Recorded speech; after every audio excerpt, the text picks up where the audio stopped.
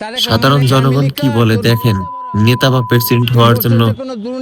কি হুঙ্কার গুলো দিচ্ছে, ফ্যামিলি কার্ড নিয়ে কি প্রতারণা করতেছে বিএনপির লোকজন, তাই বলতেছে।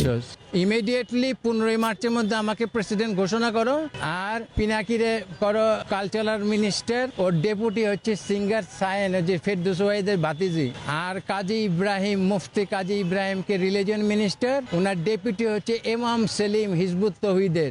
আর স্বরাষ্ট্রমন্ত্রী সালাউদ্দিন চুদির ভাইরে লাত্তি মাইরা যে ওর আমি দেখাও দিতে পারি এই জায়গাটার মধ্যে চিপস বসানো, ট্র্যাকিং করে ম্যাপে ওরে মোদি করছে 9 বছর আরামে চুদাইছে, খাওয়াইছে, আর ওটা মাইনে নিচ্ছে, ও তো ইবলিসের গোলাম। তাহলে আমি বলতেছি তারেক রহমান একমাত্র খারাপ না, তারেক রহমানের যে বিএনপি খারাপ হচ্ছে মির্জা আব্বাস, সবচেয়ে হারামজাদাটা হাদিরে মারছে মির্জা আব্বাস। আমি প্রেসিডেন্ট হইলে আমি একটা জিনিস নিয়ে যাবো, যে হাদির হত্যার চুলচেরা বিচার হবে, এতে যদি ইউনূসের ফাঁসি হয় তবুও করতে হবে। 57 জন অফিসার এবং কর্মচারী মিলে যে 73-72 জন বিডিআর পুনঃ তদন্ত করে পূর্ণাঙ্গ ইন্ডিয়ার মধ্যে ইন্ডিয়ার